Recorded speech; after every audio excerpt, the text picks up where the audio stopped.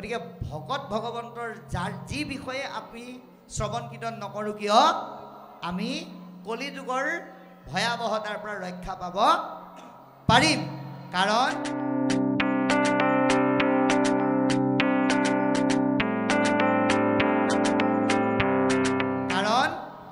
পৰৱৰ্তী পদে কৈছে এৰা দেৱৰ দুৰ্লভ শুক মুনি বহা ভাগ কিমতে পাইলন্ত পৰি খিতে তাংক লাগ এৰাম বৈকুণ্ঠৰ শাস্ত্ৰ যিটো বেদান্তৰো তত্ত্ব সাত দিনে কৈলা সিটো মহাভাগৱত এৰাম কিহে তোৰা যা কয়াসি দংশিলে তক্ষকে পাইলা গতি ভাগৱত শ্ৰৱণ মাত্ৰকে বৈষ্ণৱৰ বিতন্ত নিবেশাছে কহিও কুটৱান কথা শুনো পাছে ৰাম হেন শুনি সুতে বিনা অন্তয়বনত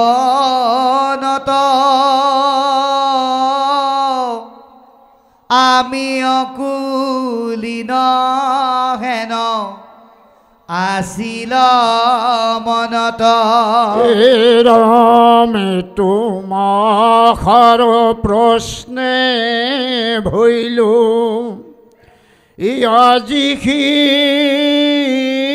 পবিত্ৰ শুনা যেন জানো কহোঁ কৃষ্ণৰ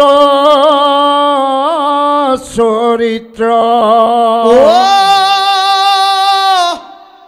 সাৱশেষে কথা কোনে কহিবে স্বৰূপে যেন পক্ষী উৰায় পাখাৰয়নো ৰূপে সেই মতে যত মানে লৈ মৰমতি বৰ্ণাইব কৃষ্ণৰ লীলা তোমাৰ সম্পত্তি ৰাম গ্ৰাম্য কথা পথনে মলিন হৈ বাণী তাক শুদ্ধ কৰা কৃষ্ণ কথা কব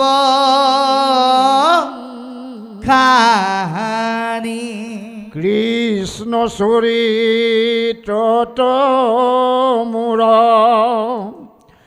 মহালাভ আছে কৃষ্ণৰ কীৰ্তনে জাতি জাতি ন বাছে বৈকুণ্ঠৰ শাস্ত্ৰ ইটো মহাভাগৱত কেন মতে পৃথিৱীত ভৈলন্তবে কত যেন যিমতে কৰিলা শাস্ত্ৰ অব্যাস বজানে প্ৰথমে হৰি কস্মৰি শুন বোধনে। কৃষ্ণ এতিয়া এইখিনিলৈকে পদে কি কৈছে আমি আলোচনা কৰিম।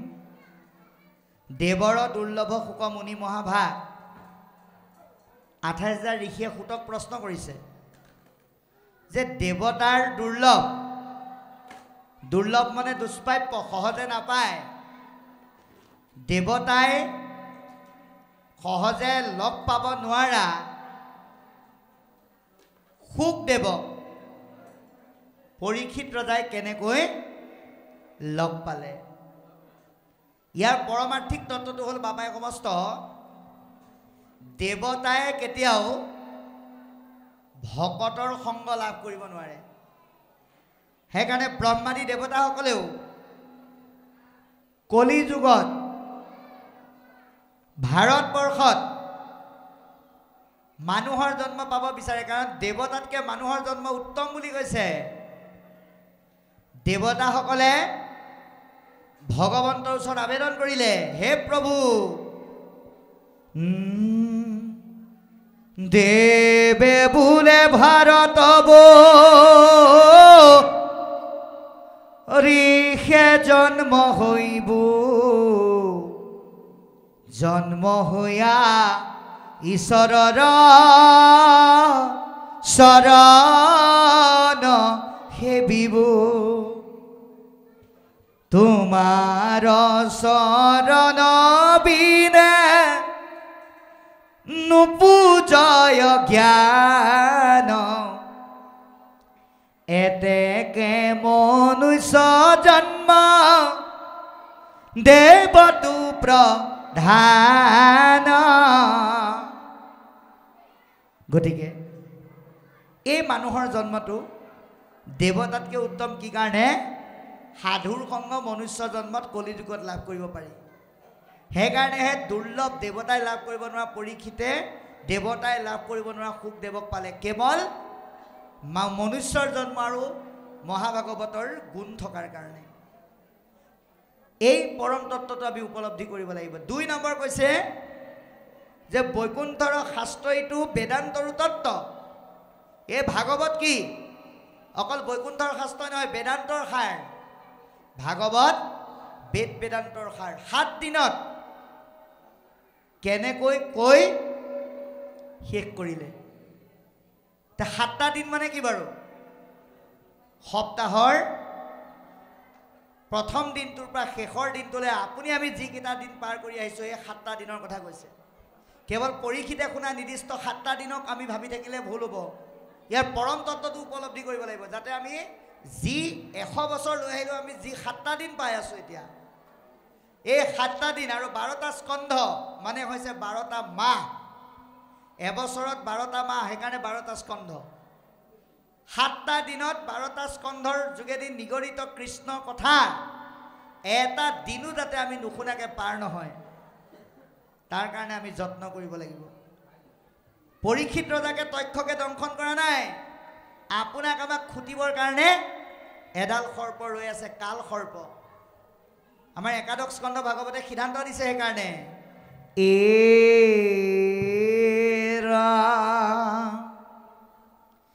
একো কালে মনুষ্যনে ৰাই মৃত্যু ঘাত,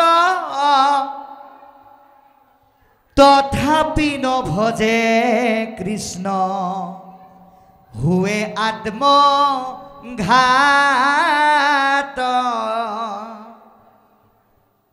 সৎসংগৰ যোগেদি ভগৱন্তক যি ভজনা নকৰে আৰু ভজনা কৰিবৰ কাৰণে যিখিনি কথা ঈশ্বৰৰ আশ্ৰয় গ্ৰহণ কৰি শুনিব লাগে, সেইখিনি যিজনে নুশুনে সেইজন ব্যক্তি আৰু আপোনঘাতী মানুহৰ মাজত পাৰ্থক্য নাই।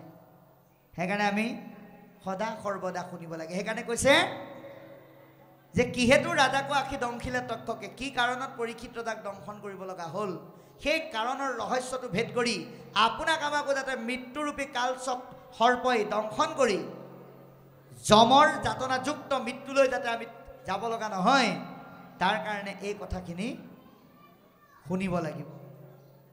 গতিকে কৈছে যে বৈষ্ণৱৰ বিতান্ত শুনিবাকৈ ইচ্ছা আছে।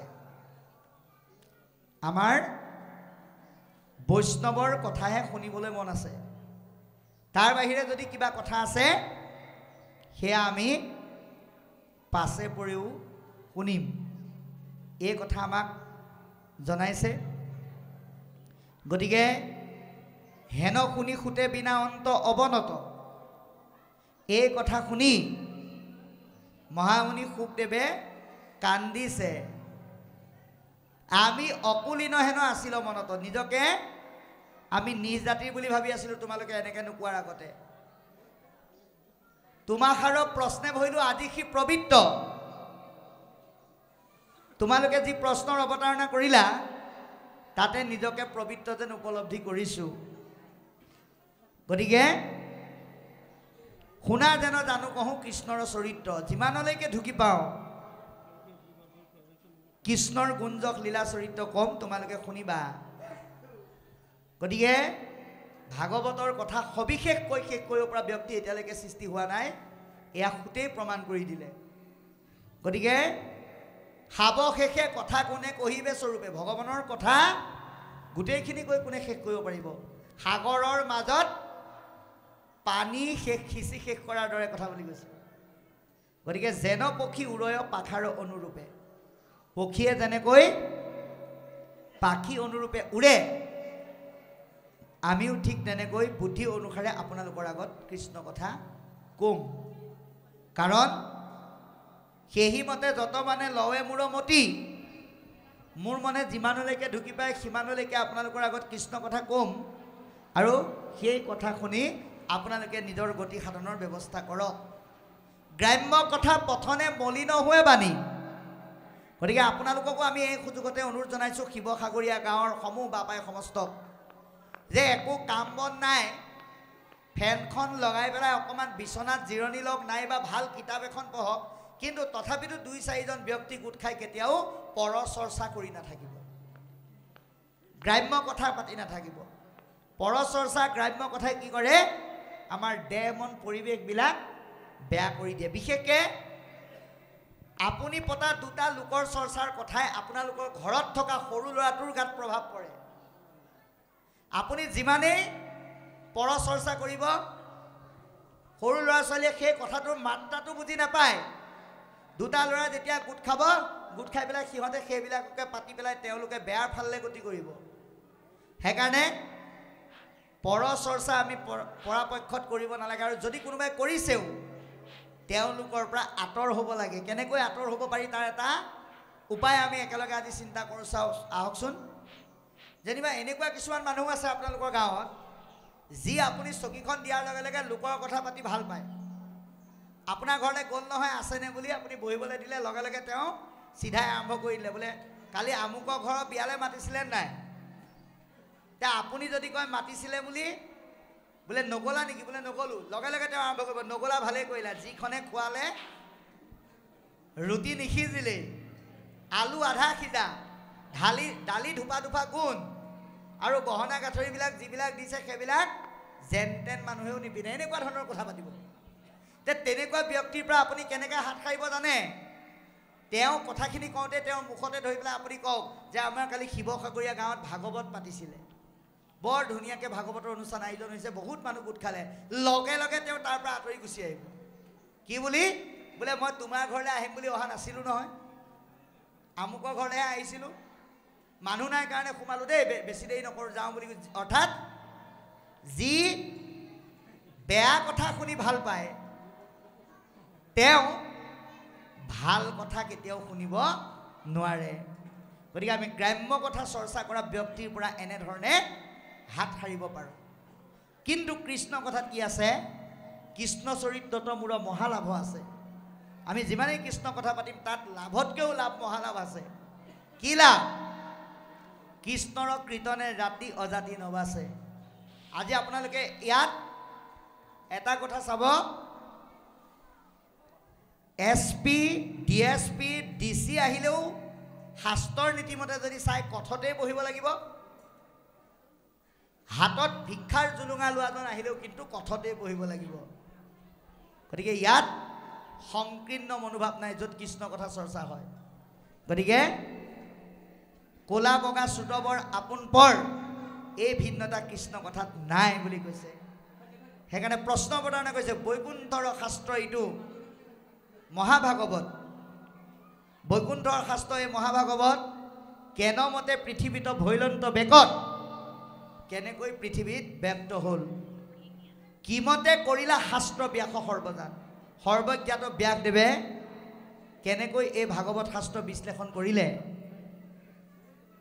প্ৰথমে হৰিক স্মৰি শুনা সাৱধান আমাক ঈশ্বৰক স্মৰণ কৰি সাৱধানে শুনিবলৈ কৈছে দেই সাৱধান সাৱধান মানে আপুনি এটা কথা চাব নামঘৰলৈ সোমাওঁতে আমি চেণ্ডেলযোৰ খুলি থৈ আহিছোঁ কেলে কাৰণ আমাৰ চেণ্ডেলযোৰত লেতেৰা লাগি থাকে চেণ্ডেলযোৰত লেতেৰা লাগি থাকে বুলি জানি আমি খুলি থৈ অহাৰ দৰে মনৰ মাজত সোমাই থকা সংকীৰ্ণ লেতেৰা কথাবিলাকো ঘৰৰ গ্ৰাম্য সংসাৰৰ তাপযুক্ত কথাবিলাকো চেণ্ডেলযোৰৰ লগত একেলগে থৈ যদি আপুনি শুনিব নোৱাৰে তেতিয়াহ'লে অকণমান সময় ভাগৱত শুনাৰ পিছতে কি হ'ব ঘৰলৈ মনত পৰিব সেইকাৰণে বাবাই সমস্ত লেঠা মাৰি আহি শুনিব লাগে বুলি কৈছে মানে কথাটো এনেকুৱা ভাগৱতলৈ আহোঁতে আপুনি ঘৰত কৈ থৈ আহিলে ল'ৰাটোক কৈ থৈ আহিলে তই অফিচলৈ গ'লেও যা মই ভাগৱতৰ পৰা আহি পেলাই গৰুকেইটা লৰামহি আপোনাৰ ঘৰত কোনোবা এজন বেমাৰী আছে কৈ থৈ আহিলে চিন্তা নকৰিবি তই মই আহি পাই তোক ভাতকেইটা দিমহি বোৱাৰীজনীক কৈ থৈ আহিলে তুমি অফিচলৈ গ'লেও যোৱা য'ত যিমানবিলাক বাচন বৰ্তন কাপোৰ কানি আছে চব মই আহি পেলাই চিজিল কৰিমহি আটাইকেইটা কথা আপুনি কৈ পেলাই ভাগৱতলৈ গুচি আহিল কিন্তু ভাগৱতৰ ৰস পাই পেলাই আপুনি বহি দিলে অকণমান ভাগৱত যোৱাৰ পিছতে আপোনাৰ মনত পৰিল কেইটা বাজিল বোলে 3টালৈ 11 মিনিট আছে 2:49 আৰু লগে লগে কি ভাবিলোঁ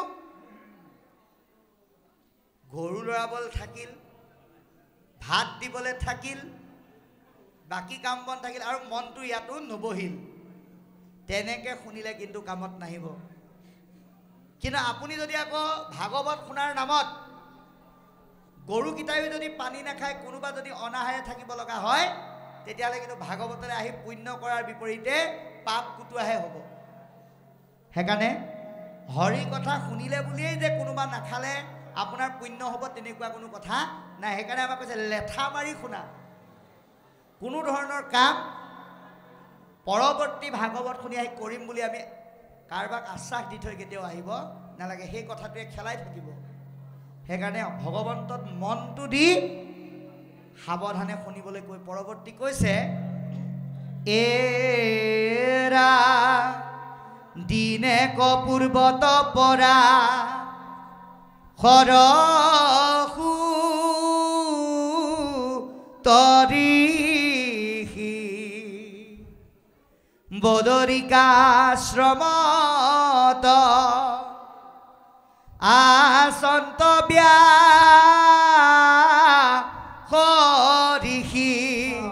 ব্ৰহ্মজ্ঞান চিন্তন্তে মনত নাহি সুখ নজানন্ত কিষক মনত মিলে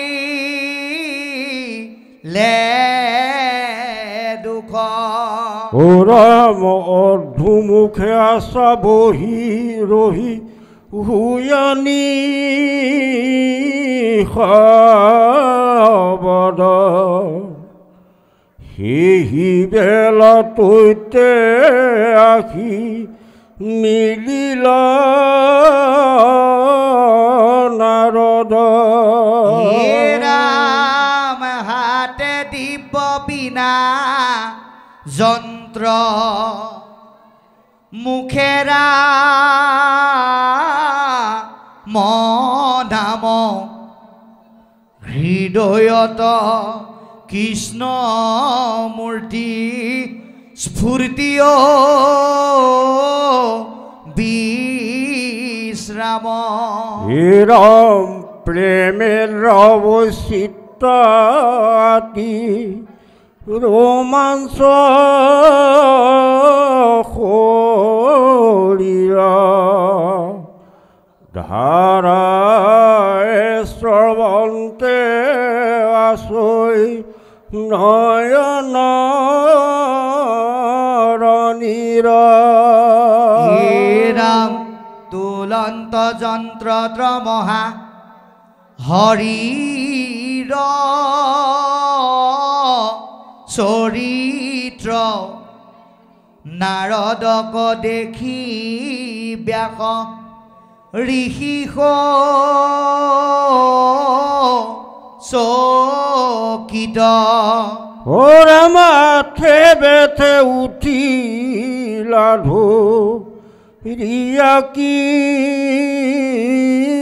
তাঞ্জলি পৰম গৌৰবে ঋষি কৰিলা সেৱলি ৰাম দিলন্তয়া খনয়ানি বহিবাৰতৰে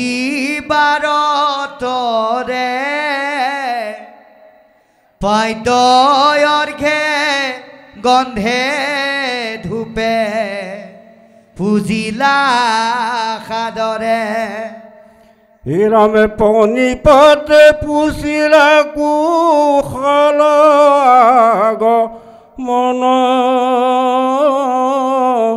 নাৰদু পুছিলা পাছে ব্যাসক বচন ৰাম হাঁহিয়া বুলন্ত ঋষি কহি উবিতান্ত কিবা হেতু নহিকেতু মাৰচিত শান্ত বাৰু কৃষ্ণ এতিয়া এইখিনিলৈকে পদে আমাক কোৱা কথাখিনি আমি আলোচনা কৰিম ইয়াতে কৈছে দিনেক পূৰ্বত পৰা সৰসূত ঋষি বদৰিকা শ্ৰমত আচন্ত ব্যাস বসী এই পদেৰে আমি আজি ব্যাসদেৱৰ দেউতাকৰ লগত পৰিচয় হ'লোঁ ব্যাসদেৱৰ পিতৃৰ নাম কি বোলে পৰাশৰ মুনি গতিকে পৰাশৰ মুনিৰ পুত্ৰ ব্যাসদেৱ ক'ত বহি আছে বদৰিকাশ্ৰমত এতিয়া বদৰিকা বুলি কিয় ক'লে বাৰু বদৰি শব্দটোৰ অৰ্থ হ'ল অসমীয়া শব্দটো হ'ল বগৰী বগৰী গছেৰে ভৰপূৰ হৈ থকাৰ কাৰণে সেই আশ্ৰমখনৰ নাম বদৰিকাশ্ৰম গতিকে তাত কোন বহি আছে ব্যাসদেৱ বহি আছে কেনেকৈ বহি আছে বোলে উগুল থুগুল মন নাহি সুখ শান্তি নপান্ত উপায় একো মনে গুণি গান্ধী উগুল থুগুল মন সুখ শান্তি নাই মনেৰে ভাবি চিন্তিও একো ধৰণৰ উপায় বিচাৰি পোৱা নাই অস্থিৰ হৈ আছে ব্ৰহ্মজ্ঞান চিন্তনতে মনত নাহি সুখ যিজনে ব্ৰহ্মক উপাসনা কৰাৰ লগে লগে মনত স্থিতপ্ৰজ্ঞতা ঘূৰাই আনিব পাৰে সেইদিনা ঈশ্বৰক চিন্তা কৰিও মনলৈ কোনো সুখ শান্তি আনিব পৰা নাই নজানন্ত কৃষক মনত মিলে দুখ তেওঁ নিজেও নাজানে মনত কিয় ইমান দুখ আহিছে কেতিয়াবা আপোনাৰ আমাৰো হয় তেনেকুৱা অৱস্থা ভয় খাব লগা নাই আমিও কেতিয়াবা কি হয় সমাধান কৰিব নোৱাৰা সমস্যাবিলাকে আমাক যেতিয়া জুমুৰি দি ধৰিব তেতিয়া আমাৰো এনেকুৱা ব্যাসৰ দৰে অৱস্থাই হয় তেতিয়া আমি কি কৰোঁ পিয়ালিৰ চুক এটাত বা এটা আচুতীয়া কোঠাত তললে মুখকে কাকো মাতবোল নকৰাকৈ বহি থাকোঁ সেই সময়ত কোনোবাই যদি আপোনাক কি বুলি কৈছে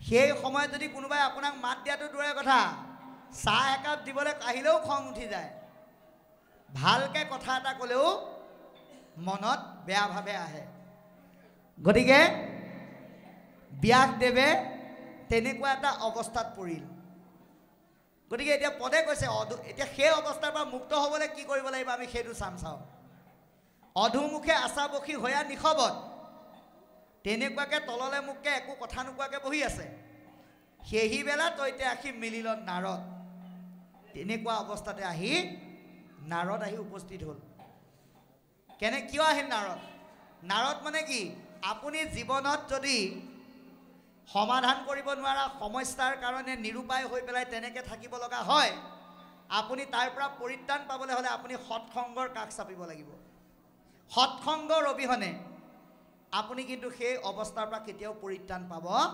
নোৱাৰে গতিকে এতিয়া ব্যাসদেৱৰ কাৰণে সৎসংগ কোন নাৰদ গতিকে কেনেকৈ আহিছে হাতে দিব্য বীণাযন্ত্ৰ মুখে ৰাম নাম হাতত দিব্য বীণাযন্ত্ৰ মুখেৰে ৰাম নাম গাই গাই তেওঁ প্ৰৱেশ কৰিছে হৃদয়ত কৃষ্ণমূৰ্তি স্ফূৰ্তি অবিশ্ৰাম এতিয়া আমি সৎসংগৰ মূল্যটো উপলব্ধি কৰিব লাগিব সৎসংগ হ'বলৈ হ'লে কি লাগিব দুটা বস্তু একেলগে লাগিব মুখেৰে নাম লাগিব হৃদয়ত কৃষ্ণৰ ৰূপ লাগিব নাম আৰু ৰূপ এটাক বাদ দিলে কেতিয়াও সেইজন সৎসংগৰ যোগ্যতা অৰ্জন কৰিব নোৱাৰে সেইকাৰণে কৈছে ভাই মুখে বোলা ৰাম হৃদয়ে ধৰা ৰূপ এতেকে মুকুতি পাইবা কহিলো স্বৰূপ মুখেৰে নাম লৈ হৃদয়ত ৰূপ প্ৰতিষ্ঠা কৰিব পাৰিলেহে আমি প্ৰকৃত নামৰ লাভ অৰ্জন কৰিব পাৰিম গতিকে নাৰদে তেনেধৰণে ৰূপ ধাৰণ কৰি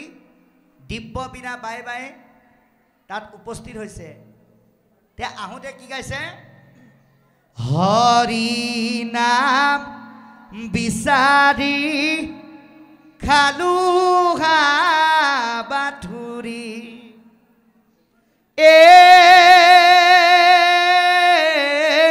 ৰাম হৰি নাম হৃদয়ত আছে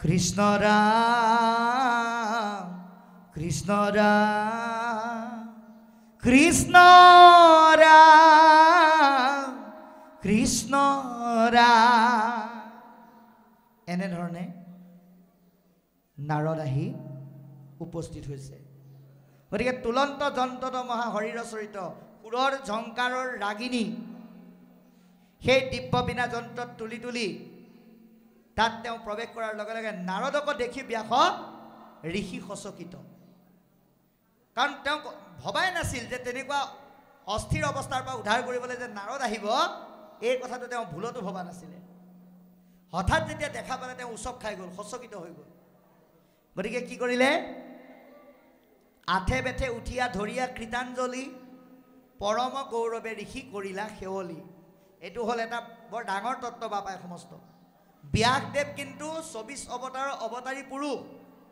হৈও তেওঁ কিন্তু নাৰদ আহিছে বুলিয়ে মই অৱতাৰী পুৰুষ হৈ নাৰদক কেলে সেৱা কৰিম সেই ভাৱটো লোৱা নাই কিন্তু নিজে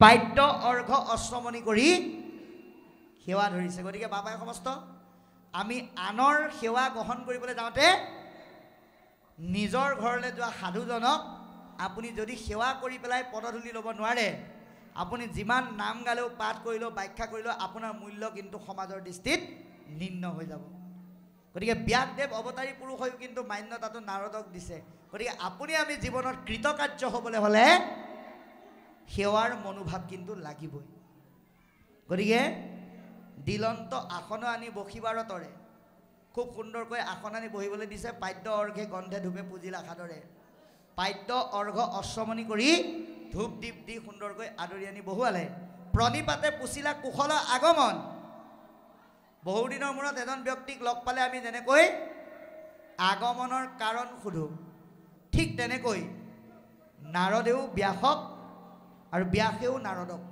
উভয়ক আগমনৰ কাৰণ সুধিছে কিন্তু বাবাই সমস্ত এটা কথা জানিব টেঙৰ মানুহজনে মানুহৰ মুখখন দেখিলে গম পাই যায় মনত কি চলি আছে সেইকাৰণে আপোনালোকেও কথা বতৰা পাতিলে কেতিয়াবা কয় নে নকয় বোলে সি আমাৰ ঘৰলৈ আহোঁতেই জানিছোঁ যে সি এইটো ভাৱ লৈ আহিছে তাৰ মুখখন দেখিয়ে গম পালোঁ ঠিক তেনেকৈ ব্যাসৰ মনত কি চলি আছে নাৰদে আহিয়ে গম পাই গ'ল গতিকে হাঁহিয়া বুলন্ত ঋষি কহিও বিতান্ত হে ঋষিবৰ তুমি মোক বিৱৰি পেলাই কোৱাচোন কিবা হেতু নহিকে তোমাৰ চিত শান্ত কেলে তোমাৰ মনত শান্তিৰ অভাৱ ঘটিছে লগতে এটো কোৱা ইয়াৰ পিছৰ পদে ক'ব এৰা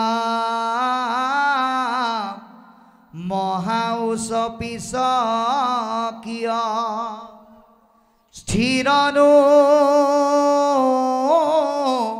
হিচিত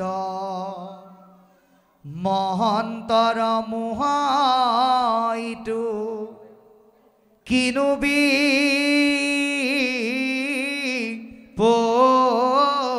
পৰিত ও ৰাম চাৰিও বেদক কহি লাহা ভেদ যাৰ যেন জাতি ধৰ্ম দিলা পৰিছেদ ৰাম কৰিলাহা ভাৰত পুৰাণয় স্থাদশ জগতত ব্যাপিল তোমাৰ তু যশ ৰাম ব্ৰহ্মকো সাক্ষাৎকাৰ কৰা সমাধিত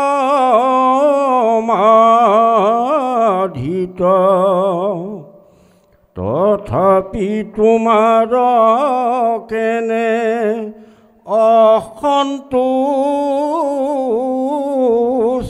চিত্ত হিউ কৰি সিমুত ইহাৰ কাৰণ শুনি প্ৰণিপাতে ব্যাসে বুলিলা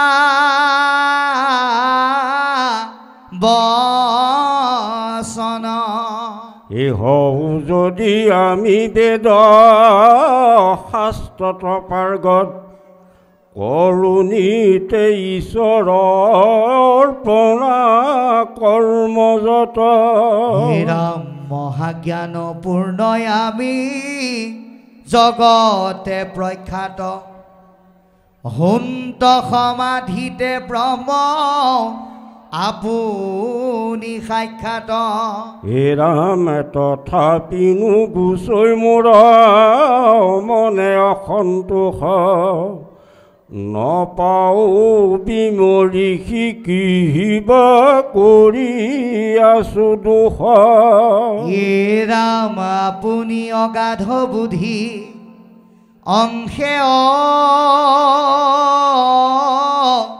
বতাৰ ফুচুহু তোমাত কৈও কাৰণ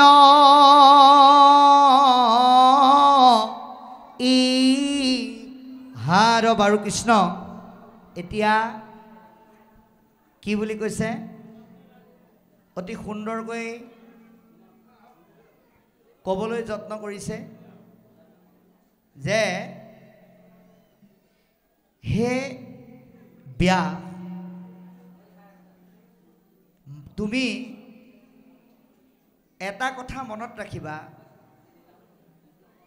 মহন্তৰ মোহ এইটো কিনো বিপৰীত এইটো বৰ ডাঙৰ কথা যে মহা উচ্চ পিছকীয় স্থিৰ নুহিচিত তুমি কেলে উচ পিছাই আছা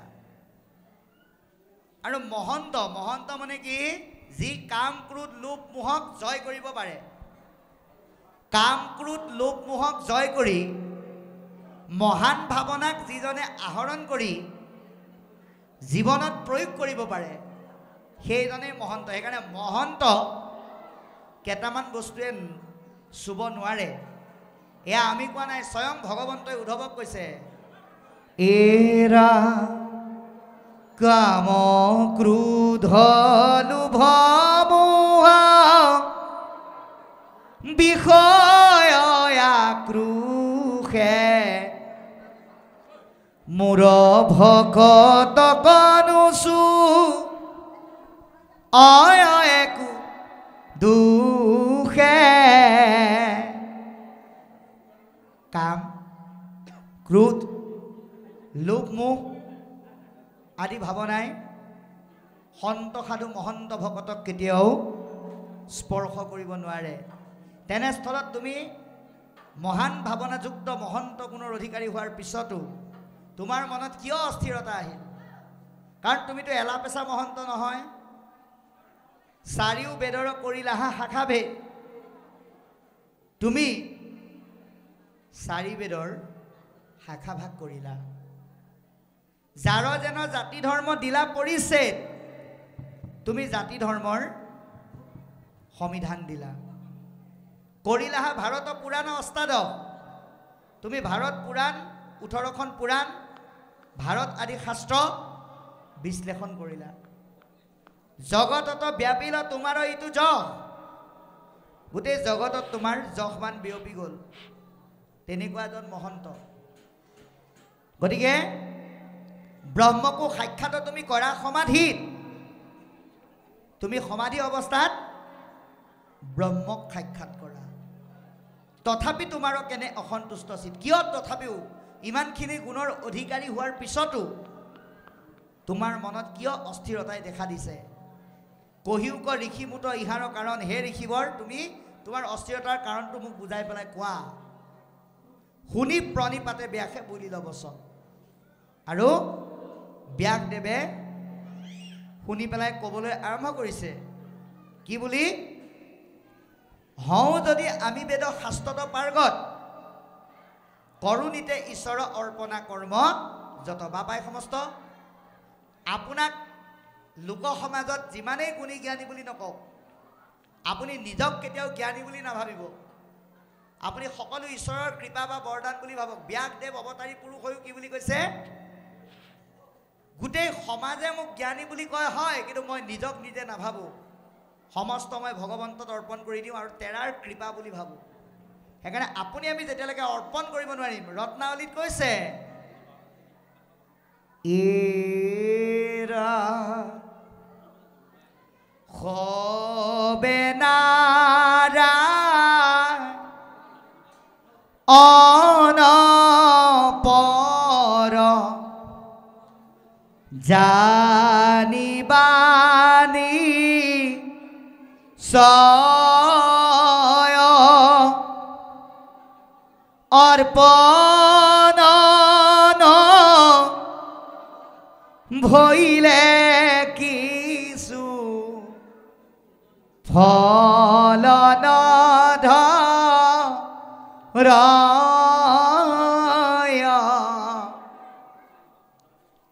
যেতিয়ালৈকে আপুনি ভগৱন্তত অৰ্পণ নকৰিব, তেতিয়ালৈকে ঈশ্বৰত অৰ্পিত দ্ৰব্য ঈশ্বৰে গ্ৰহণ নকৰে। সেইকাৰণে ব্যাসদেৱে নিজক ঈশ্বৰত অৰ্পণ কৰি কৈছে, মহাজ্ঞানপূৰ্ণ আমি জগতে প্ৰখ্যাত।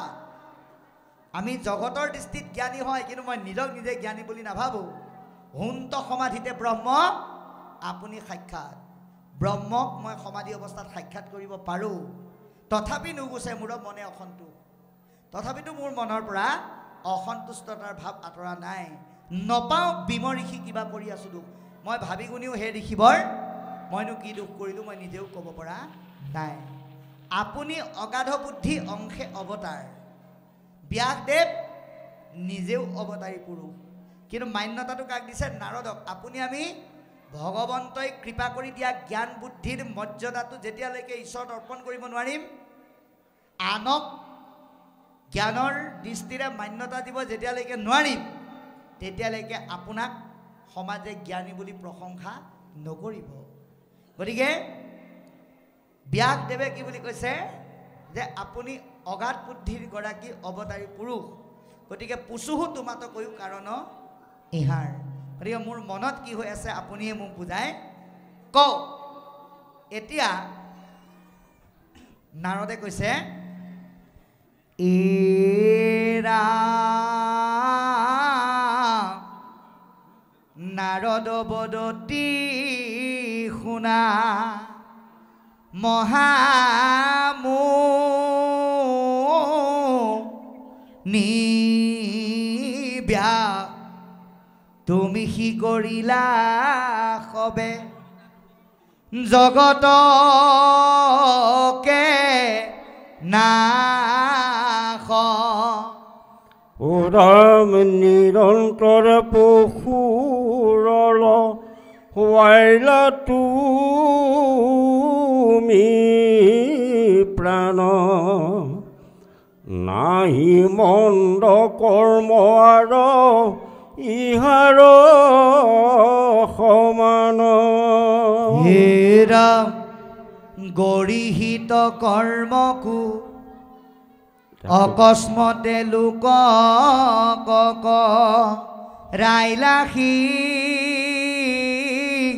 খা ধৰ্ম নুবুজিলাই আপুনি বে দৰুত তমৰ্ম হে ৰাম গৰিহিত কৰ্ম কুক লীলা ধৰ্ম বুলি তোমাৰ বচনে লোক নাখিলা সমূলি হে ৰাম স্বভাৱে লম্পত বিষয় অতয় অনুৰাগ স্বৰ্গ পাইব বুলি ৰংগে কাটে সঁচাগ ৰামে কৰই নানা হিংসা ধৰ্ম নানা দেৱ পূজৈ পুণ্য ক্ষণ ভৈলে দুনাই নৰক তমজ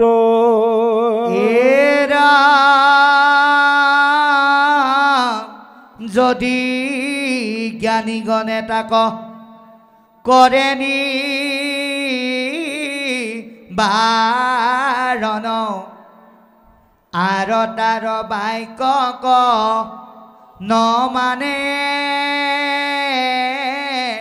কুজন ৰাম বলৈ উপলম্ভ কৰি বচনা